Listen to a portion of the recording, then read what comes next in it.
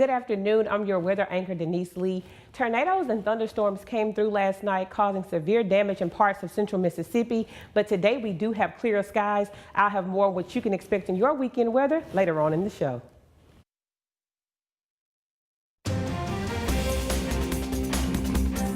Wildfires are still burning in Tennessee and crews are still searching for the missing people. Dak Prescott fans are petitioning to have their favorite QB honored on campus. Find out these stories and more coming up. Your news, keeping our state informed. Broadcasting from the home of the Bulldogs. Now, from the University Television Studios of Mississippi State University, this is Take 30 News. Good afternoon, I'm Tommy Lane. The burn ban has finally been lifted in Starkville. And I'm Brittany Miller. Our top story this afternoon, a college student in Ohio attacked several students on campus. On Monday, Ohio State students were shocked to see a car jump a curb on campus and crash into a group of students. Initially, students ran towards the vehicle to see if the driver, logistics management major Abdul Razak Ali Artan, needed help, only to find that he initially drove over the curb and was stabbing students with a knife. OSU immediately sent out a campus-wide alert telling everyone to run, hide, and fight. OSU police officer Alan Haruku confronted Artan in the Allen and shot and killed him. Artan injured 11 people, one of which is in critical condition. This past Monday, a wildfire from the Great Smoky Mountains National Park spread quickly into communities nearby. In Gatlinburg, Tennessee, there were at least 14 wildfires burned in and around the area, forcing many to evacuate. Trees and wind knocked down many power lines, which created more fires. Then more than 10,000 people are still without power, and over 150 businesses and homes were destroyed. Wildfires are still burning because the 87-mile-per-hour winds made it much difficult to put them out. 4 people died and several are still missing. Wisconsin, Pennsylvania, and Michigan are all participating in a recount of the presidential vote. Green Party candidate Jill Stein raised over $6 million to pay for the cost of the recounts. Donald Trump beat Hillary Clinton in each of these states. The Green Party began the recount on Monday in Pennsylvania. Stein admits that the recounts might not change the outcome in the 3 states or the election, but that, quote, these recounts are part of an election integrity movement to attempt to shine a light on just how untrustworthy the U.S. election system is, end quote. Accused South Carolina shooter Dylan Roof has been granted his request to represent himself in court. The ruling comes after a federal judge has declared that Roof is mentally competent to stand trial. Roof allegedly killed 9 African Americans at Emmanuel A&M Church. Roof is facing 33 charges in connection with the shooting. He could face the death penalty if he is charged. Tensions are rising in North and South Dakota as Native Americans stand in solidarity to oppose the Dakota Access Pipeline. The Standing Rock Sioux tribe is a Native American tribe of around 10,000, and the reservation is located in the central part of the Dakotas. The pipeline was cleared in 2014 and would transfer about 570,000 barrels of crude oil daily from the North Dakota and Illinois. Native Americans of the Standing Rock Sioux tribe say the DAPL would cut the direct water supply to the reservation and cause more environmental hazards. Celebrity actress and activist Shailene Woodley was arrested on October 10th, Indigenous Peoples Day, while protesting on the reservation and pled not guilty to the charges. The actress posted a picture on the popular social media site Instagram with the caption #RespectOurWater. Woodley also joined protesters on Thanksgiving Day. The burn ban has been lifted in Mississippi. There was a burn ban placed on all counties in Mississippi due to the historic drought and high temperatures during this fall season. Now that the burn ban has been lifted, residents in Starkville can get back to having bonfires and family cookouts. This morning, beginning at 9 a.m., lasting until 4 p.m., flu shots will be given at Mississippi State University's John C. Longus Student Health Center. Flu vaccinations will be available in classroom 350 on the 3rd floor. Flu shots will cost $25. Students can pay using cash, check, or charge it to their Banner account. The health center can also bill your insurance if that information is provided. There is no appointment needed for the flu clinic. The clinic is open to everyone over the age of 4. For more information, you can call 662-325-7539. All right, so Devin, can you tell us about the Egg Bowl game? That was an awesome game. That was a great game to watch, and just to see us win by so many points. Yes. I mean, what do you guys think about that? I mean, that's a great blowout win. It was a great win, but more importantly, it allows Mississippi State to stay open for a bowl game. Mm-hmm. All right, I'll have more about that Egg Bowl and more sports coming up after the break. Flight. It's driven mankind's dreams for centuries. The ability to soar above the earth, to travel to faraway places, to connect distant points. Manned flights to the moon and space were once the stars for which we reached. Now, unmanned aircraft are the future. At Mississippi State University, our teams are developing unmatched unmanned aircraft systems for an array of critical applications. We're so good at it, the Federal Aviation Administration named MSU the Center of Excellence in the field, asking us to lead the team that's creating the operating regulations for unmanned aircraft systems worldwide. So we're writing the flight plan for an industry that is the future. Our work means better information, more opportunity, and limitless horizons. For you. The sky really is the only limit.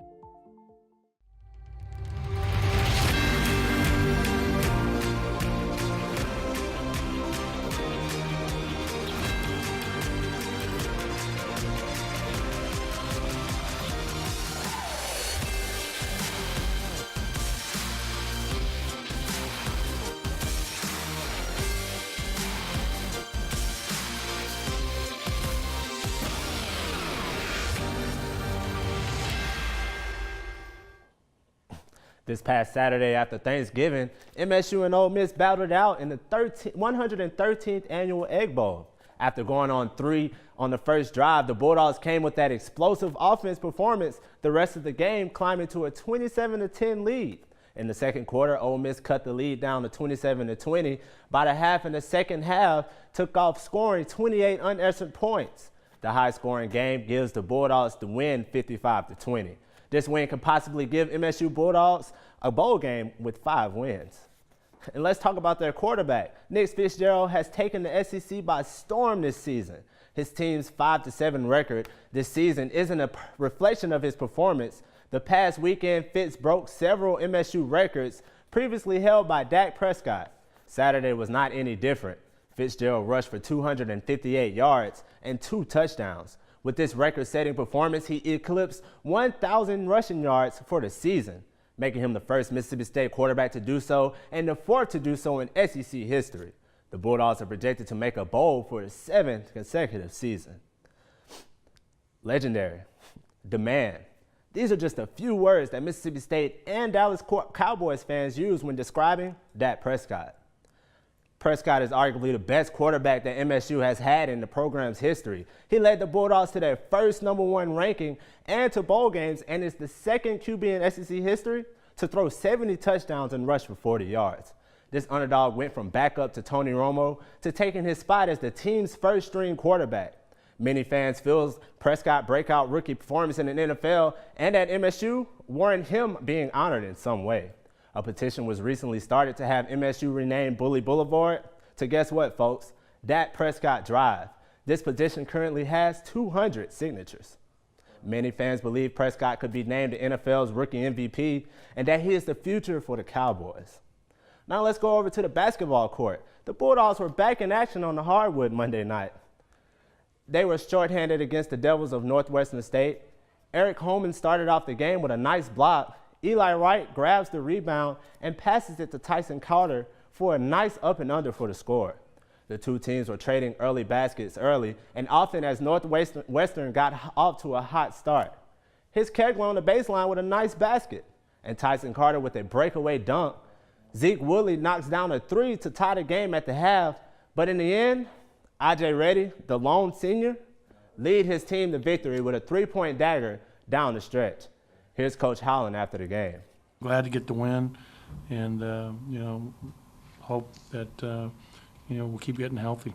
The Mississippi State Lady Bulldogs are off to a solid start to begin the season. The number 7 Bulldogs remained perfect this weekend as they went to Hawaii and swept the Rainbow Wayne Classic, claiming the championship on the final day of the tournament. The championship isn't the only hardware collected by the Bulldogs this weekend. All-American Victoria Vivians was named the tournament MVP. Could this all be a sign of things to come for the Lady Bulldogs? I suspect more trophies could be in their future. Saturday was the last game of the season for the MSU volleyball team and also the last home game for the seniors. The Bulldogs sent off Evie Grace Singleton, Jasmine Johnson, Chelsea Dews, Cheyenne Spell, and Valerie LaFell Young with a big win over the Georgia Bulldogs. At the start of the game, the two teams battled it out, but MSU took the first and second set, going into the halftime up 2-0. In the third set, Georgia finally got a set win, but that wasn't good enough because MSU took the win 3-1. In the end, led by senior Singleton with 21 kills, 3 aces, and 3 blocks. Singleton finished her 2-year MSU career with 499 kills. The high school state championships will be hosted by the MSU this weekend. Some teams are competing for the first time ever in this year's state championships. This is a very exciting time for all of the premier high school football teams. As each player will be playing on a state-of-the-art football field, there will be a total of 6 different regions competing, and the games start on December 1st and end on the 2nd. General admission is $10 per person, and you are only allowed to be in the stands for 1 game at a time. Now I'm going to toss it back to Tommy over there at the desk. Thank you, Devin. Denise, what can we expect in regards to weather? Well, Tommy, after last night's thunderstorms and tornadoes that came through central Mississippi, clear skies are in the forecast, and I'll have more on that later on in the show. You know the scene in those popular TV crime shows when the investigators show up? The one where they scratch their heads while trying to figure out who committed the homicide and when? At Mississippi State University, we're solving mysteries behind real-life crime scenes with forensic research that's a first of its kind. Teaming with microbiologists from around the country, we're examining microscopic bacteria that can help solve real murders. So far, our partnership with a major metropolitan medical examiner is yielding results with more than 200 real-life crime samples analyzed. We're learning how microbiomes change and relocate, uncovering evidence in criminal investigations by better pinpointing time of death. Way more exciting than being a TV detective. We're finding crucial answers when they're needed most, solving mysteries with science. That's worth watching.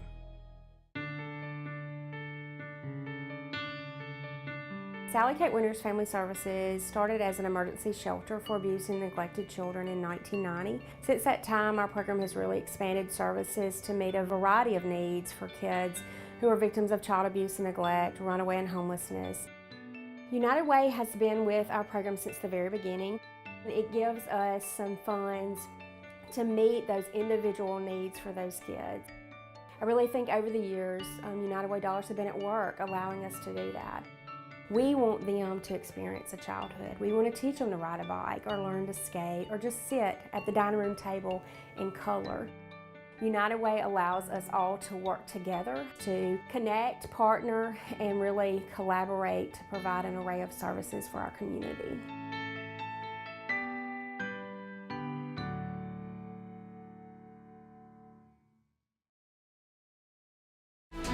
Your news, keeping our state informed. Broadcasting from the home of the Bulldogs. This is Take 30 News. Welcome back to Take 30 News. I'm Madison Bryan. Today we have with us Sarah Martin. Sarah has faced many medical challenges throughout her life and has overcome them in many ways. Sarah, thank you for being here today. Thanks for having me. Can you tell us a little bit about some of the medical problems you did face growing up? Of course. It all started when I was 5 years old. I had my first seizure on first grade school pictures day, and my mom was fixing my hair and I fell out and had a seizure. Those consistently stayed throughout my life, usually They were pretty frequent back then when we really had no idea. It took many, many years up until I was 16 before it was diagnosed. That was just my seizures. And then in 9th grade, I was in the middle of health class, in like the actual health class in the classroom rather than like the gymnasium or whatnot. I was in there and something felt wrong with my eye. And so I started rubbing it or whatnot. And then all of a sudden I couldn't see out of my right eye. Luckily, my mom worked at the school at the time, and I ran to her classroom, and we went to the emergency room because we didn't know what was going on. I couldn't see out of my eye. You know, it was just the wildest thing, and they did an MRI and all sorts of stuff, and they were like, you know, if this happens again, we'll do further research. If not, you know, we're just gonna let this be. It was optic neuritis at the time, and then we just let it be, and I had to have steroids for 5 days straight, and I had a needle in my arm for 5 whole days, so that was fun at school, you know. But then 10 months later, I went partially blind, well, about 98% blind. I could still see like slight color, or light, I mean, in the other eye. So 10 months later, it happened again, and then they sent me to this doctor up in Coleman, Alabama, which is right near Birmingham.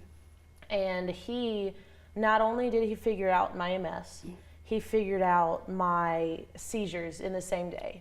And for my seizures, I had been to New York City to see the real Dr. House to try and figure out what was going on there. I had been to New Orleans, I had been to Florida, I had been to all sorts of different doctors to figure it out, and it wasn't until we found this doctor in Coleman, Alabama, Dr. Legain, to figure it out. It took him one visit, confirmed with some tests, and then one visit, and he had it figured out. So what were some of the challenges you faced before you found out what all your diagnoses were? So when you had your seizures and everything, and you were going to multiple doctors all over the place, what was your thoughts, and how was your family life like being shaped and turned around? Well, the thing about it is you never know when they're coming. Mine are under control right now with my medication, but if they weren't, I could have a seizure at this moment. You know, so that was the biggest challenge. And heat and being like really stressed out, really stretched thin, things like that, that's when it cues things to freak out in my brain because it is a neurological issue. And then I have the seizure. So, you know, throughout my life, it's just been about, you know, keeping that calm, keeping that set, all that stuff. Yeah. So what are some of the things that you have to do today to keep up with making sure that you are not going to just have a seizure? So today, for my MS, well, both of those things I was diagnosed with at 16. Okay. Both, it's very young to be diagnosed that young with MS, and that takes about, each month I have to go to the doctor to get an hour-long IV drip for my MS, and it's not so bad. It's just an IV stick, no big deal. But that has had it under control for the past about 3 years now. I haven't had any lesions grow or anything change in my brain in the past 2 or 3 years. My epilepsy, it's actually called ictal bradycardia epilepsy, and I'm the 4th person in the world to have autonomic seizures, which means that all my involuntary functions cease. So my heart stops, which we have that on recording. We have it on recording. We got it one day. So my heart stops, and I stop breathing, and so I literally die for about 10-15 seconds. It's a challenge. I've never had to be revived. I've always come back on my own. And it was just, it's difficult. It's difficult to deal with, but it's not something that I want to let hold me back. I mean, I have done just about everything. I've worked at Disney World. I've graduated college now. I've accomplished just about everything in my life, and I'm just very lucky to be able to do that. Well, Sarah, thank you so much for having us today. It's astounding how much you have overcome since all of those medical challenges, and I know it's been a challenging year, but you have overcome so much, and we are just so glad to have you today. After the break, we'll have Denise Lee with the weather. Thank you so much.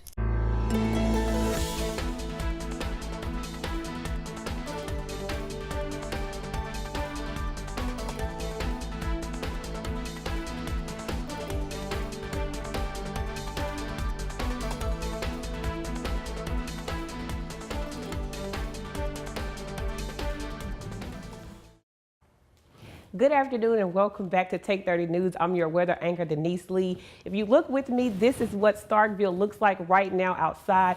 which is in big contrast to what we were experiencing last night with the thunderstorms and tornadoes that came through parts of central Mississippi, but we are experiencing clear skies now. Right now, the temperatures are going to be 63 in West Point, 64 in Starkville, so we are experiencing a temperature drop. It's pretty cool outside, so if you stepped outside, you may have had to wear a sweater. I know when I leave the studio, I'll need one. The dew points right now, 46. Like I said, the temperatures are gonna pretty much be consistent in the 50s.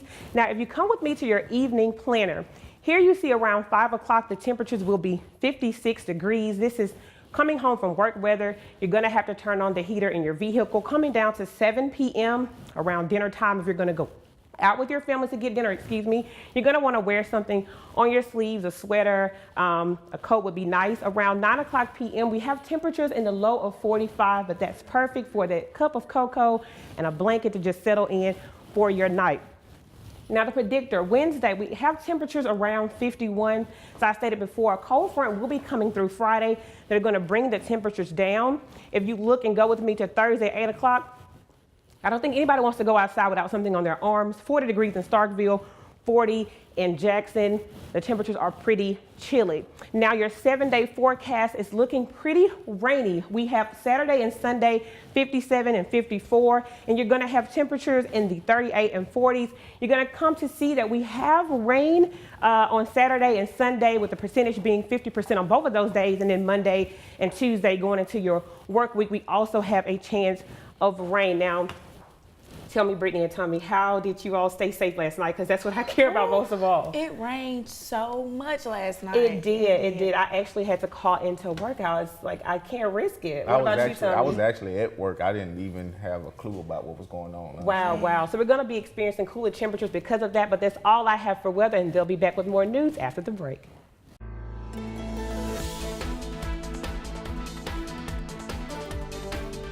You're watching Take 30 News, broadcasting live from Mississippi State University's television studios.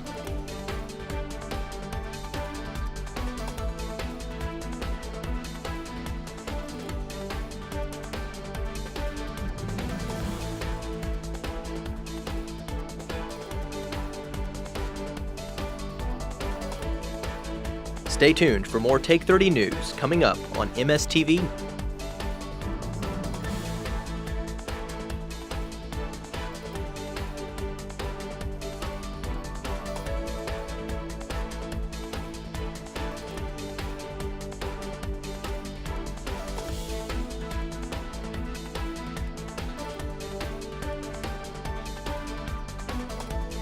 Our state, our news.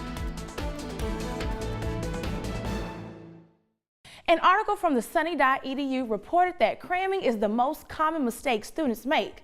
Studies show that studying in 20 to 50-minute intervals with 5 to 10-minute breaks is more beneficial. Location also plays a major role and can help improve retention. According to the New York Times, students may benefit from switching up their location from the library to a study room or a quiet coffee house. Studying in advance is also helpful. I usually wait to the last minute to do something. I currently have a 7-page paper that's due in about 3 hours, and I'm working on that right now.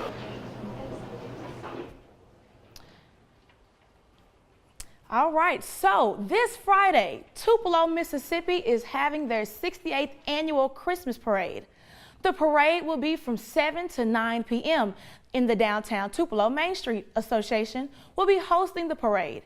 Everyone is welcome to come to Tupelo's downtown, where the Tupelo Band, Mayor, and City Council, and also Santa and many others will be walking in the parade. The event is free to all who want to attend. On December 1st, from 1:30 to 3 p.m., there will be a Christmas card design workshop.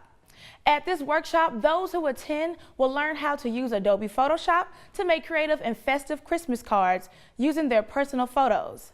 This can help those make their own cards and save money. This event will take place at the Mitchell Memorial Library in Giles Electronic Classroom. The Starkville Boys and Girls Club presents a Motown Christmas. They will be telling the story of Motown, celebrating the work of the Boys and Girls Club. The play will take place December 10th at 6:30 p.m. and December 11th at 3 p.m. Both showings will take place at Mississippi State University's McComas Hall. Tickets for youth are $10 and adult tickets are $15. For more information on A Motown Christmas, call 662-418-7285. All right, so it's that time again. The school year is coming to an end, and for many, it's time to walk across the stage and grab that diploma. The 2016 Campus Fall Commencement Ceremony will take place on Friday, December 9th at 7 p.m. The ceremony will be held at the Humphrey Coliseum, and for those graduating from the Meridian campus, the ceremony will also be on Friday, December 9th. The ceremony will start at 11 a.m. at the MSU Riley Center for Performing Arts and Education. All right, everybody. So, is anybody excited for graduation? Yeah. I am. I think all of us are graduating, right? Yeah.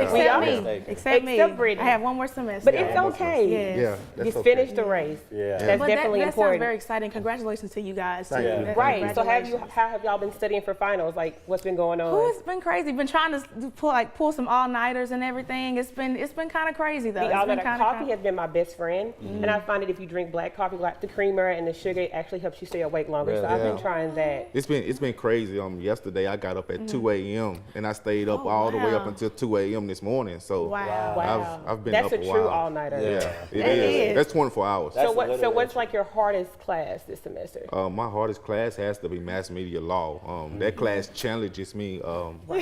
Yes. We're both in mass media law, if I'm Yeah. not mistaken, right? Yeah. And honestly, with the coffee thing, I hate coffee, guys. You have to love coffee. I do tried not hate coffee. I must say it's pretty good. Mix a Really? little sugar. Yeah, it's pretty Coffee is good. really I didn't good. like pretty coffee, good. but I started drinking it recently, and I find that it helps. Yeah. It was nice coming into you guys' living rooms all semester, and from our team to yours, have a Merry Christmas and Happy Holidays.